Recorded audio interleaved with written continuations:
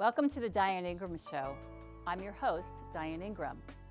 Today I'll be coaching Jacqueline Muller, licensed clinical social worker.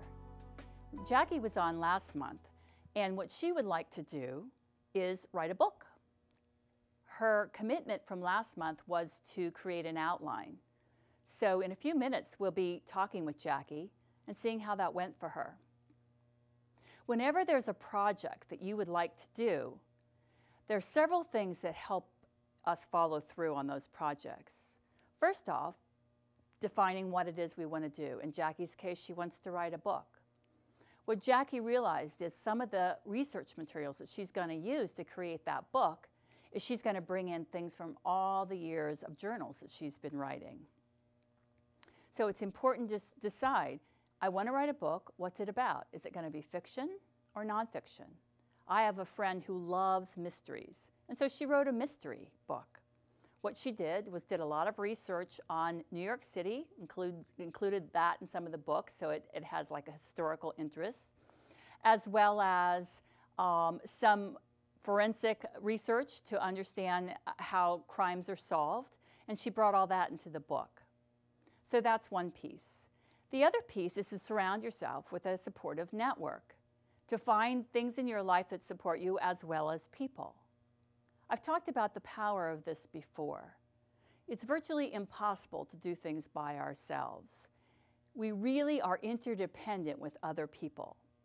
When we're surrounded by people who have similar projects they're working on, or who are champions and who say, you go girl, you write that book if that's what you want to do, then we can get energy from them and get positive forward movement from those people. So that's an important piece. We can also use those people to read the book we're writing and give us helpful advice about what direction we should be going, where it needs improvement. So that's another piece that's important. So stay tuned. In a few minutes, we'll be talking to Jackie, and we'll see what she's been up to since we saw her last.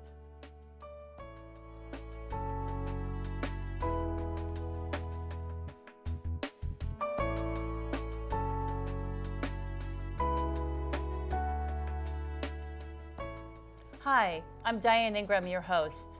Today we're here with Jackie Muller, licensed clinical social worker. Welcome, Jackie. Hi, Diane. Thanks for having me. Yeah, so it's nice to have you back. Right. Last time we were together, we talked about you wanting to change your schedule so you would have more time to work on your book. Right. And I think you said you wanted to create an outline for your book and you wanted to move your clients around so that you had Thursdays or a free day a week where you could actually just focus on your book. So how did it go? Well, it's proven to be a little more challenging than I had thought. At first it was about rescheduling so that I could clear off my schedule, and then I realized that Thursday mornings probably won't work for me. So it's turned to Friday mornings.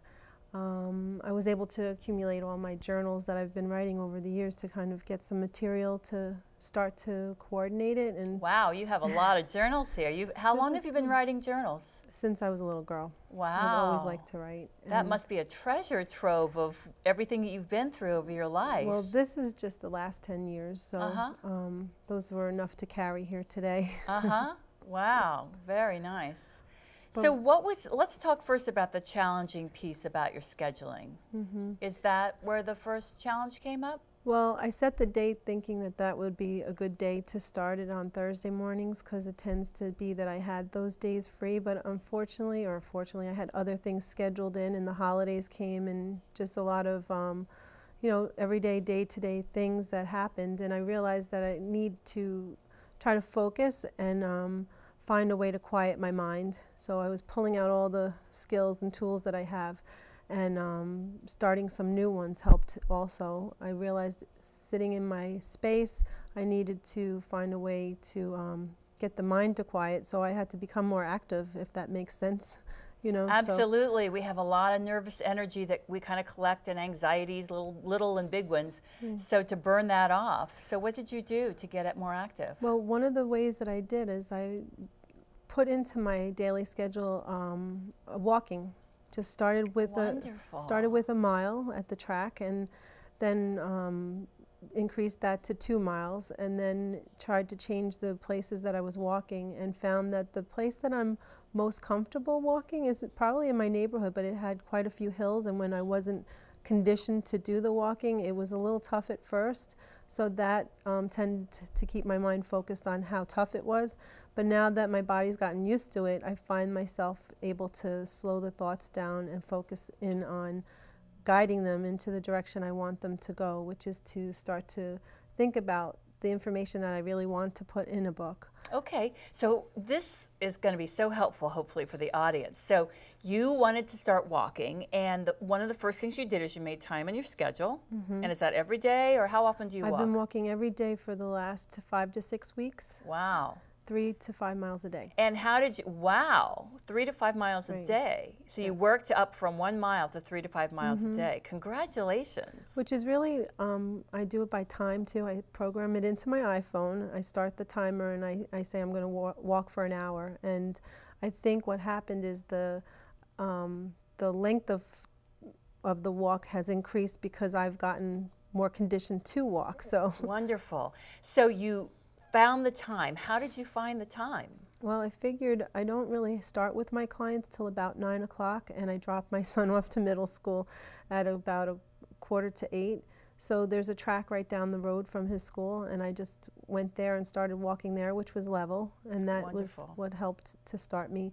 And I said, I really like this walking. Let me take it. And then the holiday happened, so now I wasn't dropping him to school, so I just woke up and started walking in my neighborhood. So it was just part of what worked well for me, you know. So you found the time to fit it in your schedule, and then mornings, yeah, I run in the mornings. If I wait till later in the day, life gets in the way. Some people can do it, but I find it very hard, so I just get it over in the morning. If I have too much time to talk myself out of it. Yes, exactly. You wake up, put on your shoes, and you go. That's the easiest way for me also. Which is the other thing, is like the to-do list that I create for myself is out of necessity because of what I do for a living and because I have my kids to take care of and their lives to manage.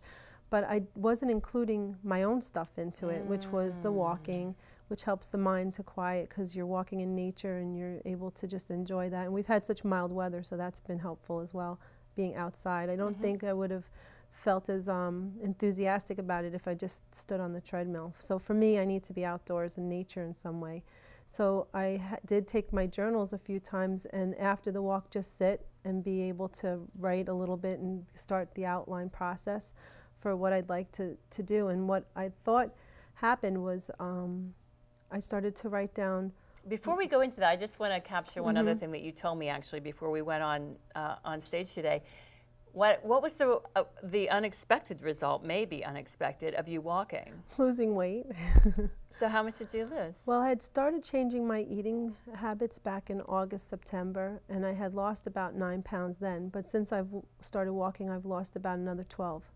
That's wonderful. Congratulations. So I'm going to keep walking. Yeah, and what other benefits came out of walking? Feeling better. At first, my joints had been hurting because of the extra weight. My knee no longer hurts. I had a little problem with the bottom of one of my feet, a fasciitis or something, and as a result of walking, the tendon or whatever, the fascia that was constricted is no longer painful. That's amazing. So the pains and the aches and the pains of being too sedentary, is that the word I'm looking for? Sediment. Yeah, I can't remember what is the word. Well, sitting still too long, because I do a lot of sitting in what I do, so it's easy that if you're eating the wrong foods and you're sitting all day, for that weight to just creep on, you know.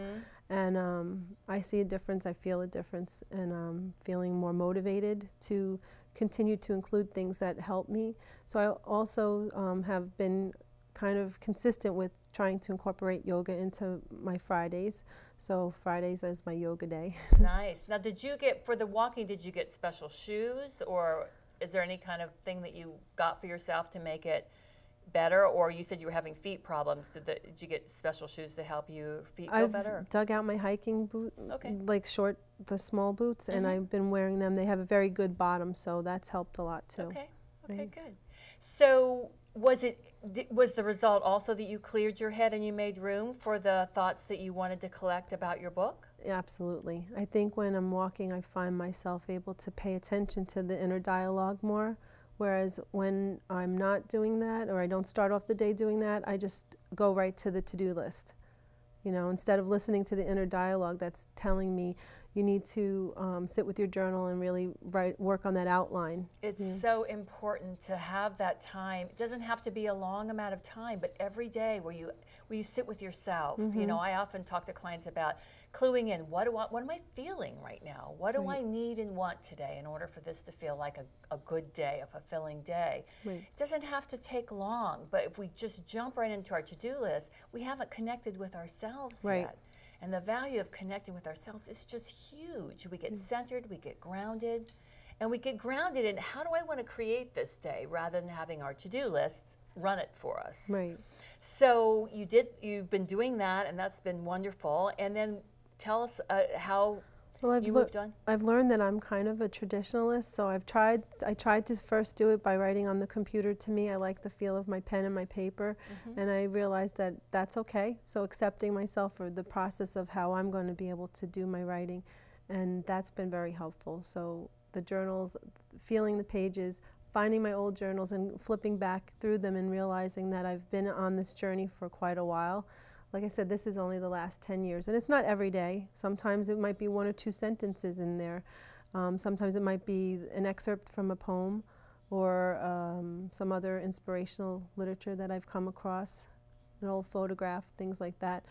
And those are part of the journey. So the book that I'm hoping will eventually evolve from all this is a book that will talk about a pathway to wellness. It would be somewhat my own pathway, but it's one that I think many people are on as well, because I'm not walking out there by myself. I see people walking around.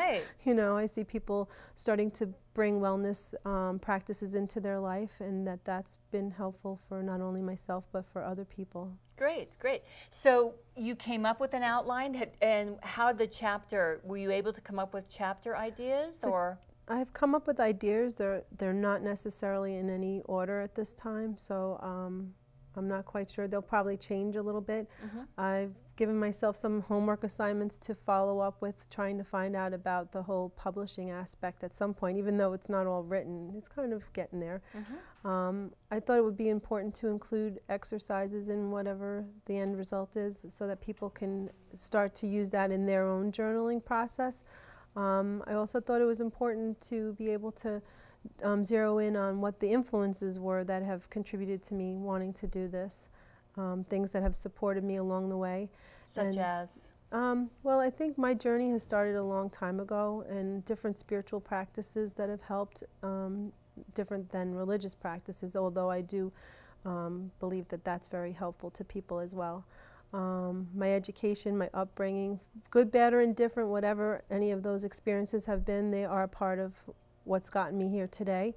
And I think that everybody can benefit from taking a perspective of looking at their journey as a journey towards wellness, instead of like as some kind of battlefield of life or something, you know.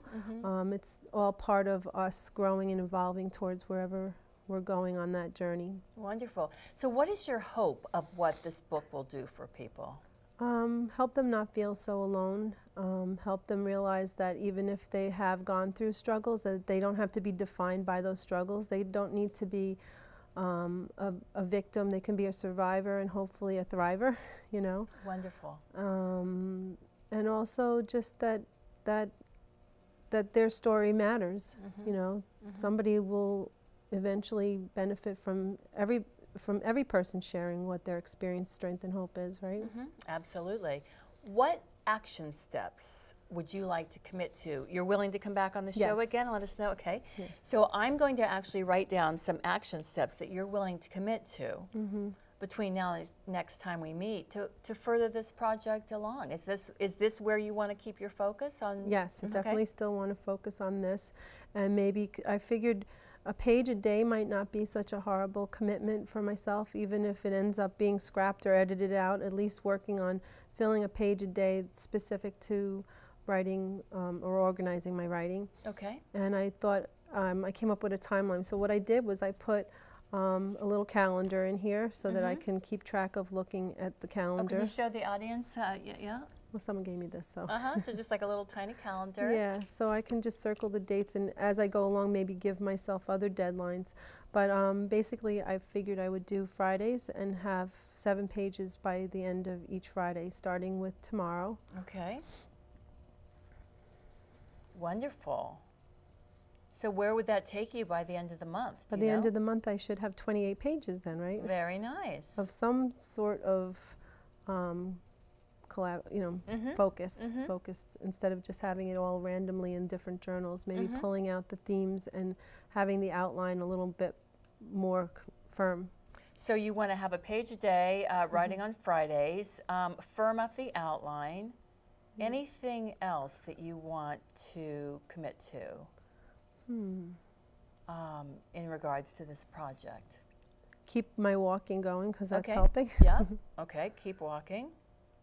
That's fabulous. And it's just so interesting that it has nothing to do with writing. Right. But it really has to do with you connecting with yourself and getting your oxygen going and clearing your head, as you said. Right. Yeah. That's so what wonderful. I was thinking last night when I was trying to figure out what I was going to come back with, and I said, have I really done anything? Because I feel like I've been doing a lot of walking. Have Are you I really kidding? coordinated Yeah. it? And then I realized, yeah, you know, when I left here last time, I went home, and in the next few days, pulled out all the journals, flipped through them, reread stuff, cried over some memories, laughed over some others, and then I started to draw up the outline in my new journal, and I think I'm on the way. I think you've done an amazing amount of work since I met with you last time, and I'm so happy for you. I mean, Thank you. you should be so proud because you've done so much, and I can't wait to see how this book evolves over time. Right. And I think that when you're doing something that's in your heart and soul, that somehow it's about finding a balance to be able to be fully alive in your life instead of just like sitting every Thursday and just sitting and writing. Yeah, You so know, what does it bring to your life to be working on this project? I feel like I've been bringing more balance to my life in different ways. Yeah. Okay. Physically, mentally, emotionally, spiritually. And because of that, I feel like I'm even putting that energy out more into my world and attracting like-minded people and positive things into my life. Wonderful. And you also use the word aliveness. I'm wondering if you feel more alive. Mm-hmm. Yeah, Definitely. Yeah. Definitely. Wonderful. Well, Jackie, thank you. It's been a pleasure checking back in with you, and I can't wait to have you come back and just see where you are in a bit of time. I'm looking forward to it. Thanks, Thank you Diane. so much, Jackie. Okay, bye.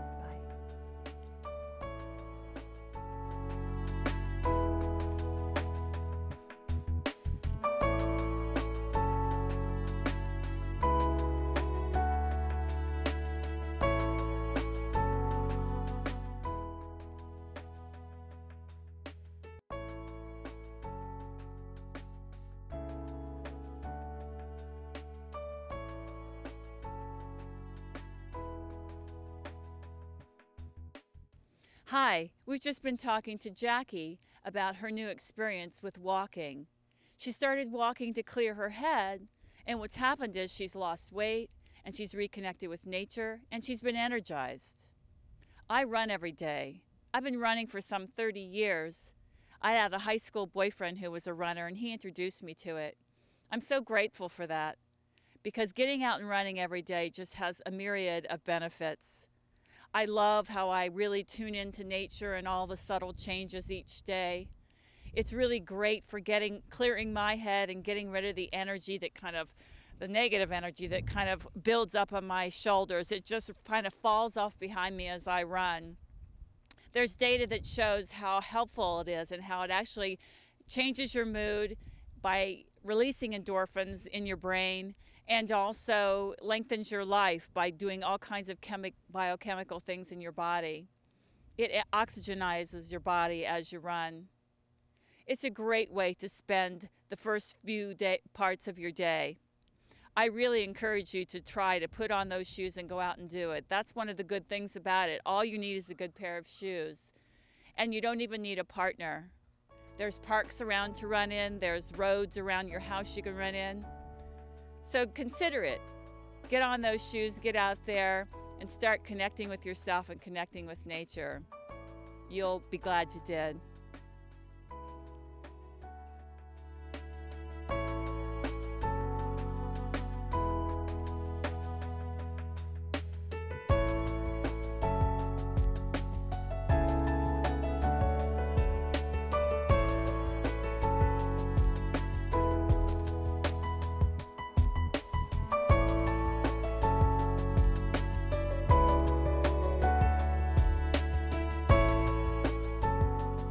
Welcome back. What a show this has been. It was so exciting to hear about Jackie wanting to clear her head, so she started walking every day to do that. And as a side piece, she lost weight that she's been wanting to lose. That often happens. When we focus on things that we want to do, there's added benefits. It affects different areas of our life at the same time. So if you feel like there's parts of your life, too many parts of your life that need to be adjusted or worked on or changed, if you pick the area that's most important for you to make a change in, oftentimes by making that change, you are fueled to affect the other areas. Sometimes they just spontaneously change because all the areas of our life are connected. So very exciting about Jackie. I hope you were inspired by Jackie's talk as well as by my piece on running. So email me and let me know how fitness fits into your life. If you've had the experience of kind of it coming in the side door because you actually went walking to clear your head and ended up losing weight yourself or something along those lines. I look forward to hearing from you. It'd be great to read some of your emails on TV. It's about sharing your gift with the world and getting it out there, which makes the world a better place for all of us. So remember, what's your passion? What's your purpose? Take it out in the world and go for it. Thank you.